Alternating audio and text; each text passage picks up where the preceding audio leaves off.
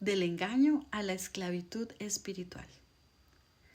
En los capítulos siguientes estudiaremos algunas de las mentiras más comunes y destructivas que las mujeres creen. Pero antes vamos a echar un vistazo a la manera en que somos engañadas y cómo el engaño lleva a la esclavitud. En términos generales, las personas no caen en el engaño de la noche a la mañana. No se levantan un día y descubren que son esclavas de la comida o que tienen un genio incontrolable. Hay un proceso que lleva a la esclavitud y siempre comienza cada vez que escuchamos una mentira. Fue así que comenzó todo en el huerto del Edén. Eva escuchó las mentiras de Satanás. Estoy segura de que ella no tenía ni idea de lo que esas mentiras harían en su vida y en su familia. Quizá tampoco parecía tan peligroso escuchar nada más a la serpiente y averiguar lo que tenía que decir. El simple hecho de escuchar no significaba desobediencia.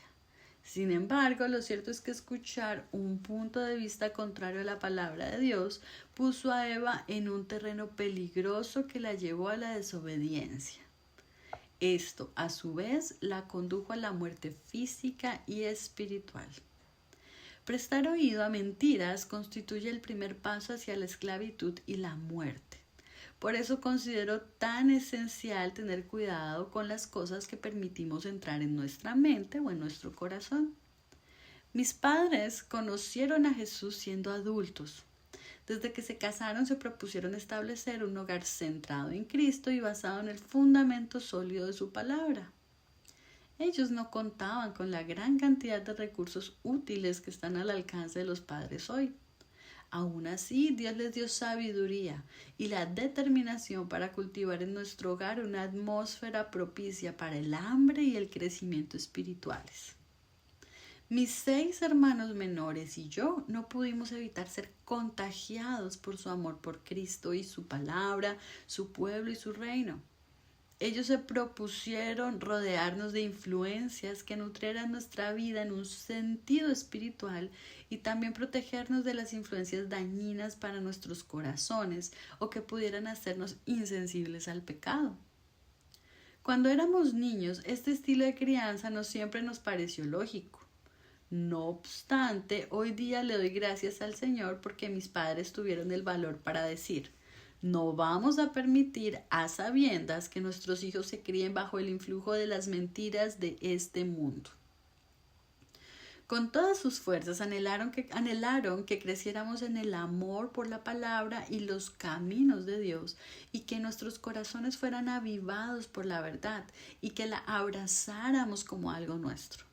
Después de soltarnos de ese ambiente protegido para salir al mundo, oraron para que siguiéramos caminando en la verdad y para que identificáramos y rechazáramos cualquier cosa que fuera engañosa y falsa. Ahora, como una mujer mayor, todavía tengo que proteger mi mente y seleccionar con cuidado lo que admito en mi vida, así como rechazar lo que despierte cualquier pensamiento impío. Las ideas engañosas del mundo vienen a nosotros de formas muy diversas. La televisión, las revistas, las películas, la música, las redes sociales, por nombrar pocas. Limitar con firmeza esas influencias mundanas hará que se ajuste nuestra visión de lo que es valioso, hermoso e importante en la vida. No existen mentiras inofensivas. Es imposible salir ileso de la exposición a las ideas engañosas y falsas del mundo. El primer error de Eva no fue comer el fruto, sino escuchar a la serpiente.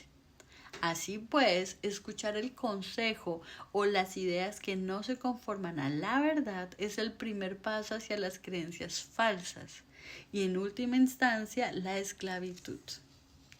Una vez que hemos escuchado la mentira, el siguiente paso hacia la esclavitud es meditar en la mentira. Primero la escuchamos, luego meditamos en ella. Comenzamos a sopesar las palabras del enemigo, las rumiamos en nuestra mente, iniciamos una conversación con el enemigo, contemplamos la posibilidad de que después de todo pueda tener razón. El proceso puede compararse a la agricultura o a la jardinería. Primero se prepara el terreno, lo cual equivale a una actitud dispuesta a recibir aquello que es contrario a la palabra de Dios. Luego se siembra la semilla, que es escuchar la mentira, y luego la semilla es regada y abonada, lo cual equivale a meditar en la mentira. Entonces, si permitimos que nuestra mente y nuestro corazón mediten en cosas falsas, tarde o temprano llegaremos a creer en la mentira. En este punto, la semilla que se sembró ya ha hecho raíces y comienza a crecer. Eso es exactamente lo que sucedió a Eva. Primero, ella escuchó la propaganda de la serpiente. Luego la sopesó y meditó. No tardó en llegar a creer lo que le decía, a pesar de que contradecía claramente la verdad de lo que Dios ya había dicho. Después de haber creído la mentira, el siguiente paso resultó muy fácil. Escucha la mentira, medita en ella, créela y tarde o temprano llegarás a obrar conforme a la mentira. Ahora que la semilla ha sido sembrada, regada, abonada y ha echado raíces, comienza a dar fruto. Las creencias producen conductas. Creer algo falso produce una conducta pecaminosa. Lo que creemos se verá reflejado en nuestra manera de vivir. En el sentido inverso, nuestra conducta se basará siempre en aquello a lo que consideramos verdadero.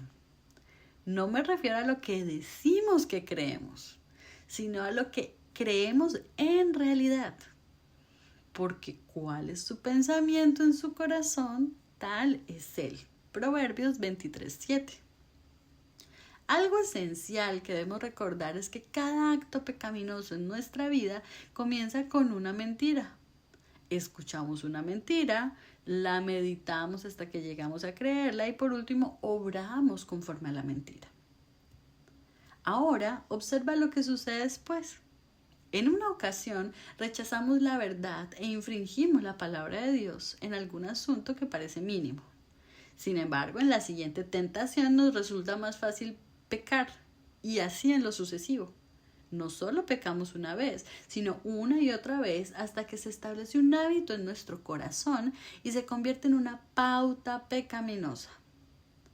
Antes de darnos cuenta de lo que ha sucedido, ya somos esclavas y se instaura una fortaleza pecaminosa. Satanás lanzó el anzuelo, nosotras lo mordimos y ahora él nos atrapa y nos convertimos en su presa. Recuerda muy bien cómo empezó todo. Toda esclavitud en la vida tiene su origen en una mentira. Se siembra, se riega y se abona una semilla y entonces echa raíces y produce fruto. No solo un fruto, sino una cosecha completa, una cosecha de esclavitud, destrucción y muerte espirituales. De la esclavitud a la libertad. Por regla general, hay áreas de nuestra vida que están sometidas a esclavitud porque hemos escuchado, creído y obrado conforme a alguna mentira.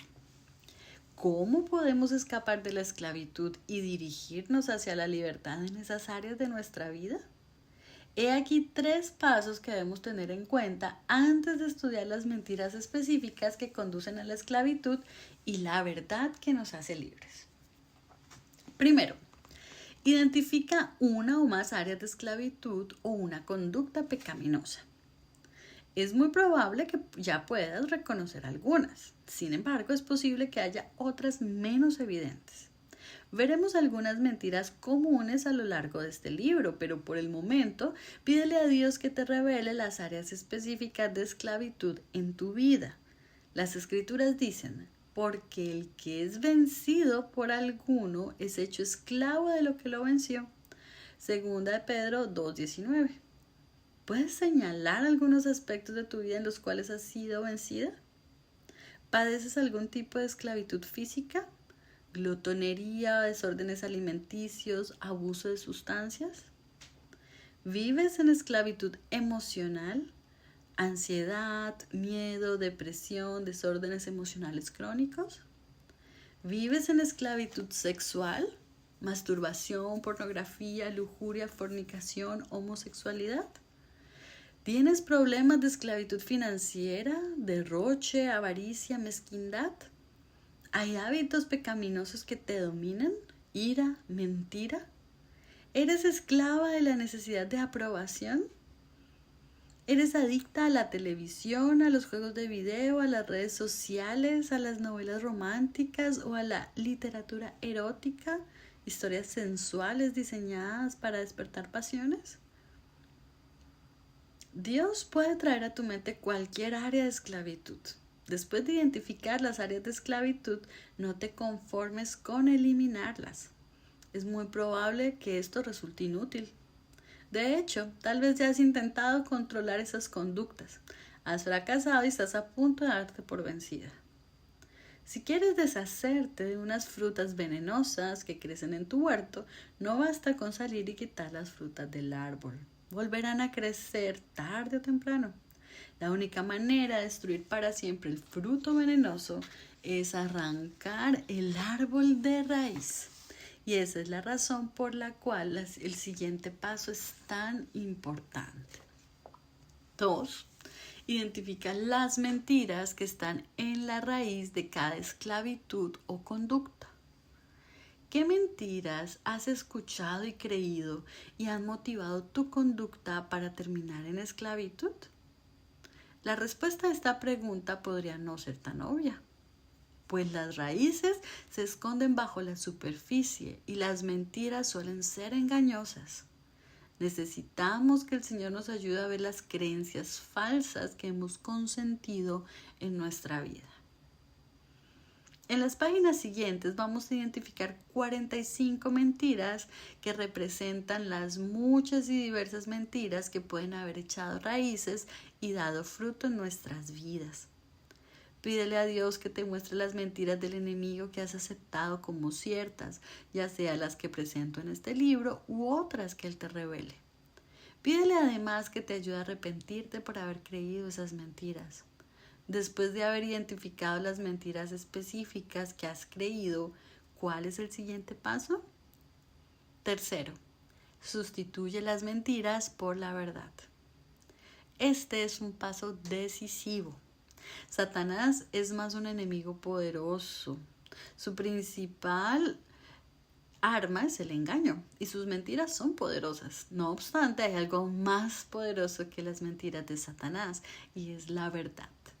Después de identificar las mentiras que nos han esclavizado y de arrepentirnos por haberlas creído, tenemos un arma eficaz para vencer el engaño, el arma de la verdad. Es necesario contrarrestar cada mentira con la verdad. Si hemos escuchado, meditado, creído y obrado conforme a alguna mentira, debemos escuchar, meditar, creer y obrar conforme a la verdad.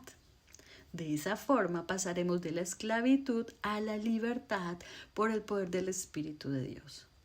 Este proceso no siempre es fácil, pero Él nos dará la gracia que necesitamos en cada paso del camino. ¡Qué gozo produce! Además, la experiencia de sacar a la luz las mentiras, ver que las cadenas se rompen y que empezamos a caminar en la verdad. Como Jesús declaró, la verdad os hará libres. Juan 8:32. ¿Recuerdas a la mujer que estaba pensando en dejar a su esposo y a sus hijos por un hombre que había conocido en internet? Ella había crecido en un hogar cristiano y se había graduado en una universidad cristiana. En su mente ella sabía mucha verdad. Sin embargo, cuando hablé con ella por primera vez, estaba profundamente enceguecida y engañada. El enemigo había enredado a tal punto sus pensamientos que no estaba lista ni dispuesta a escuchar la verdad. Para abreviar su relato en los años subsiguientes, ella siguió haciendo lo que le parecía y tomando una decisión insensata tras otra, que ella y su familia tuvieron que pagar caro. Pero Dios en su misericordia siguió buscándola, del mismo modo que buscó a Adán y a Eva en el huerto. Años después, esta mujer escribió y me puso al día sobre su experiencia. Destrozada, sintiéndome totalmente despreciable y sola, al fin empecé a buscarlo de nuevo. Empecé a leer mi Biblia, a asistir a la iglesia y a orar. El cambio en mi corazón fue casi inmediato. Seguí adelante, impulsada por las semillas de verdad que me habían sido sembradas en mi alma. El Señor de manera asombrosa y milagrosa empezó a quitar las escamas de mis ojos. El Dios al que pensé que conocía de repente se reveló como alguien muchísimo más poderoso y misterioso que nunca antes. Al mismo tiempo, Él me mostró la gran profundidad de su amor y compasión y misericordia. Él no solo fue lo que mi alma cansada y agobiada había estado anhelando, sino mucho más.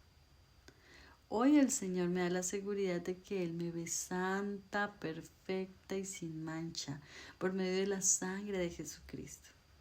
Después de casi 36 años de huir, entendí que todo el tiempo Dios había querido que yo encontrara mi consuelo en Él.